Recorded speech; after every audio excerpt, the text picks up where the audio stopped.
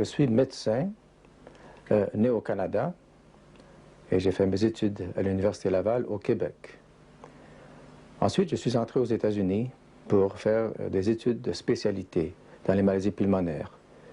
Et après, j'ai fini ma carrière, 30 ans de médecine, dans l'État du Texas, où je travaillais dans un centre hospitalier, universitaire, où j'étais responsable, surtout chez les chroniques, ceux qui souffraient de maladies d'emphysème pulmonaire, de bronchite chronique, même les cancéreux pulmonaires. Après une conversion qui s'est passée lorsque j'avais à peu près 45 ans, j'ai eu une relation personnelle avec Jésus. Je savais que c'est lui qui était mon sauveur, c'est lui qui était mon maître. Après cette conversion, lorsque mes collègues ont commencé à me persécuter parce que je voulais témoigner, et je pouvais le faire avec mes malades sans difficulté, mais avec mes collègues en profession, il y avait un blocage. Je ne pouvais pas le faire. Mais en 1975, donc quelques années après cette conversion, un pasteur passa chez nous. Après un moment de prière, il a dit, tu sais, un jour, tu partageras l'amour de Jésus avec beaucoup dans ta profession. Mais je ne croyais pas. J'ai dit ça. Je sais que je ne peux pas le faire. Je peux témoigner avec mes malades, mais non, pas avec mes collègues, les médecins, les infirmiers, infirmières, tout le personnel soignant. Je ne pouvais pas le faire. Et là, j'ai demandé au Seigneur, il m'a dit, tu as d'autres personnes pour le faire, ce n'est pas moi. Mais ça restait toujours. Les années ont passé. Et donc, en 1978, après une année sabbatique, nous avons pris un temps de vacances à ce moment-là, et lorsque j'étais prêt à revenir à mon travail, en mars 1979, après être très bien reposé, je n'avais jamais été malade durant toute ma carrière médicale, pendant 27 ans à ce moment-là. Je me sentais très bien, j'avais une santé de fer, comme on dit. Et une journée, un samedi matin, le 24 mars de cette année, lorsque, après un peu de bricolage le matin, il y a un temps de prière avec ma femme, j'entre à la maison et avec une brassée de bois pour déposer tout près de la cheminée, et tout d'un coup, je me suis senti d'une fatigue que je ne pouvais pas comprendre. C'était un affaissement, un épuisement, sans douleur, je ne sentais aucune douleur. Et donc, j'ai dit à ma femme, est-ce que je peux me reposer? Elle a dit, va donc te coucher, va dans ta chambre, va te coucher. Et lorsque je suis entré dans mon lit, tout d'un coup, une douleur intense de poitrine, comme dans une étau. Je me suis senti à ce moment-là, je savais que, comme médecin, c'était un infarctus, une attaque cardiaque, c'était certain. Et donc j'ai crié à ma femme, j'ai dit, viens, il faut prier, je crois que je vais faire un infarctus. Et nous sommes allés ensemble, nous sommes mis à genoux à ce moment-là, malgré la douleur qui était intense. Nous avons demandé au Seigneur, Seigneur, tu sais, j'ai encore beaucoup d'années à vivre ici. Je sais que je dois partager ton amour, je ne l'ai pas fait encore, mais je dois le faire. Et aussi, nous avons des enfants, il faut qu'ils soient éduqués et tout. Donc ma femme était aussi de prier pendant quelques minutes ensemble. Nous avons vraiment plaidé devant le Seigneur pour qu'il vienne à notre aide à ce moment-là. Nous avons crié vers le Seigneur, c'est ce qu'on doit faire. Et là, tout d'un coup, une paix qui est devenue dans notre chambre. Cette paix qui disait, bien, tout est en bon ordre, je contrôle tout. Oui, c'est très soudainement que cela s'est arrivé, le samedi après-midi. Gérard soudainement me dit qu'il ne se sentait pas bien et je lui dis de se coucher. Tous les deux, nous prions pour voir qu'est-ce qui se passe parce qu'il avait très, très mal au cœur. Et dans ma tête, j'ai pensé c'est peut-être une crise cardiaque. Nous sommes allés après cela à l'hôpital. Et tout le long du chemin, il parlait à Jésus, lui demandant d'être avec lui. Et là, dans la salle d'urgence, j'étais près de lui, je priais très en moi-même pour ne pas distraire. Et soudainement, le médecin me dit, voilà, il faut quitter la chambre. J'ai vu que Gérard avait fermé les yeux et je soupçonnais le pire. Quelques minutes après, le médecin m'a montré mon électrocardiogramme, qui était un tracé à ce moment-là. Il m'a dit, oui, tu fais un infarctus, c'est grave, c'est sérieux. Ta coronaire inférieure est totalement bloquée. Et donc, il faut commencer à te réanimer peut-être, on ne sait pas. À ce moment-là, je me sentais les mains moites et ma tension artérielle baissait. et je savais que j'étais tout près de la mort. Et à ce moment-là, tout d'un coup, j'ai senti mon âme, mon esprit sortir de mon corps. Et je suis arrivé dans un autre domaine qui était phénoménal, un domaine de l'esprit, le paradis, je ne sais pas où est-ce que c'était, mais c'était un endroit immense, de toute beauté, d'une blancheur éclatante. Et là, j'étais parmi les saints, une multitude de saints, comme si j'avais des yeux autour de ma tête et je voyais dans un cercle de 360 degrés. Et là, tous ces gens-là, toutes ces personnes, même celles du passé que j'ai reconnues, et eux m'accueillaient. Et dans une seule pensée, une pensée unique, ils m'accueillaient dans ce royaume, disant, oh, tu es un des nôtres, comme nous sommes heureux de te voir. Et là, à ce moment-là, je dis, oh, Seigneur, je veux demeurer ici, c'est très bien ici, nous sommes très bien. Et lorsqu'on a eu cette communion, je dirais, de pensée, et aussi, j'ai senti aussi que nous étions dans l'éternité, que le temps s'était arrêté à ce moment-là. Et un rayon immense, un rayon de lumière, je ne sais pas ce que c'était, est descendu vers moi. Et dans cette lumière est apparu Jésus crucifié, Jésus sur la croix. Avant de mourir, avant qu'il donne son dernier soupir. Et là, j'ai vu Jésus qui, dans son agonie, le visage tout couvert de sang. Et puis, j'ai pu reconnaître ce qu'il avait l'air. Mais ce n'était pas ça l'importance.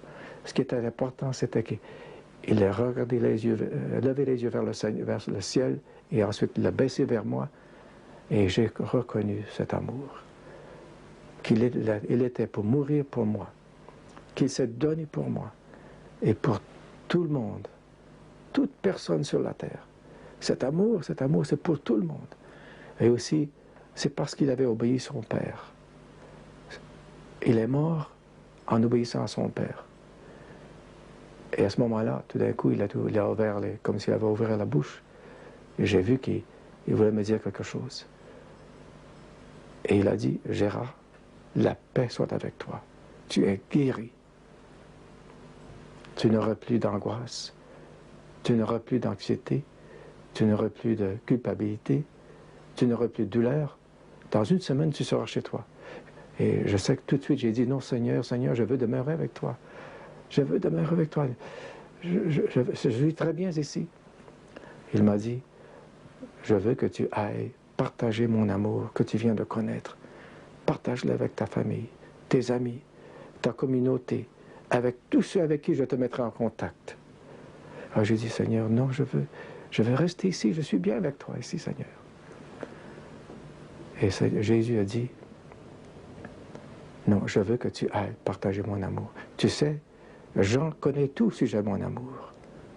Je veux que tu lises l'évangile de Jean, les 2 épîtres de Jean et l'Apocalypse.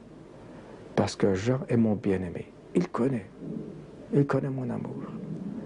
Et encore, j'ai dit, Seigneur, non, je veux demeurer ici. À ce moment-là, tout d'un coup, Jésus a dit, tu sais, il y a plus d'âmes qui entrent dans mon royaume aujourd'hui que dans n'importe quel temps de l'histoire de la terre. Et tout d'un coup, il est disparu. Et je me suis senti rentrer dans mon corps. Et là, tout d'un coup, j'attendais les médecins, infirmière. On était après me réanimer. Je ne savais pas, je n'avais aucune douleur, aucune connaissance. J'étais dans un autre endroit, vraiment. Dans un paradis, je ne sais pas où. Mais à ce moment-là, dans ce coma que j'ai passé plusieurs heures, je voulais retourner vers le Seigneur. Mon désir, c'était non pas de rester sur la terre, mais de retourner vers le Seigneur. Mais là, on faisait tout sur la terre pour me réanimer. J'avais fait un arrêt cardiaque qui a duré à peu près environ 4 minutes. Et durant cette période de temps, moi, j'étais au paradis, je peux dire. Ensuite, la prochaine fois que je l'ai vu, c'était dans la salle des soins intensifs. Et il avait le visage rayonnant. Et il me dit, Denise, tu sais, j'ai vu Jésus. Et j'ai dit, bien, j'ai lu à propos des histoires comme cela, des personnes qui sont allées après la mort au ciel. Mais pour que ça arrive à Gérard, c'est vraiment étonnant. Alors il m'a raconté comme c'était merveilleux et comme il aurait voulu retourner et qu'il n'avait même pas pensé à moi, ni les enfants, ni rien. C'était si beau là. Il avait les larmes aux yeux en me racontant cela. Je me trouvais dans les soins intensifs. Et là, une infirmière est entrée. Une jeune fille qui s'est présentée et je lui ai dit, tu sais, je suis guéri, j'ai vu Jésus et les larmes coulaient. J'avais tellement de joie que je voulais témoigner cet amour. J'ai dit, tu sais, Jésus t'aime, Jésus m'aime, il m'a aimé, je suis guéri. Et elle écoutait, elle écoutait. Elle ne pouvait pas en finir, elle était là, elle ne voulait pas partir. Et tout d'un coup, une autre infirmière est entrée. Et cette jeune fille-là, après que je lui ai témoigné la même chose, elle a pris la fuite. Je ne savais pas qu'elle n'était pas chrétienne. Donc elle est allée dire à ses compagnes, elle se moquait de moi, elle dit, je ne sais pas ce qui se passe avec ce médecin, mais il a eu quelque chose qui s'est passé au cerveau. Mais le lendemain matin, 12 heures après, le médecin qui m'avait traité, le cardiologue, est entré. Il a dit, docteur, tu sais, tu es très très malade, ton cœur est fini. Si tu as une autre crise semblable, on ne ferait plus rien. Je viens justement de dire à ta femme que c'est très très très mauvais. On a tout fait pour te réanimer, mais ton cœur est encore très très brisé. Et donc, mais à ce moment-là, lorsqu'il a pu arrêter de parler, je lui ai dit, tu sais, je suis guéri, j'ai vu Jésus, je suis guéri, il t'aime, il m'aime. Donc j'ai pu témoigner avec ce médecin pour la première fois de l'amour de Christ, sans avoir de crainte, sans avoir peur. Je l'ai fait, je le faisais parce que l'amour, c'est beaucoup plus puissant que la crainte de ne pas témoigner. Et ce médecin a dit, mais fais attention, docteur Landry, tu sais, ne parle pas de ces choses-là, parce que si tu as une autre crise, on ne fait plus rien. Je peux vous dire, chers amis, que dans cet après-midi-là, dans un lit d'hôpital, je ne sentais aucune douleur, je me sentais très bien, et j'ai pris ma Bible, et j'ai commencé à lire l'évangile de Jean. Et là, j'avais une joie infinie et des larmes qui me coulaient parce que j'ai vu comme Jean a connu cet amour. L'amour de Jésus, comme il était intime avec Jésus. C'est le seul apôtre et Paul qui ont connu cet amour. Et là, les infirmières entraient et me disaient, mais qu'est-ce qui se passe avec ce médecin? Pourquoi? Qu'est-ce qu'il voit dans la Bible? Et moi-même, je peux vous dire que c'est le moment le plus intense de ma vie, à ce moment-là, même dans ce lit d'hôpital. Et donc, peu après, le lendemain matin, le même cardiologue entre, et après avoir fait plusieurs examens, électrocardiogramme, radiographie pulmonaire et autres, il dit, mais je ne comprends pas la chose. Et j'ai dit, ton examen du cœur est normal, ton cœur est normal aujourd'hui, l'examen pulmonaire aussi est normal. Et j'ai dit, tu as un cas exceptionnel, je ne comprends pas. Mais je lui ai dit, tu sais, je suis guéri. J'ai vu Jésus, il m'a guéri.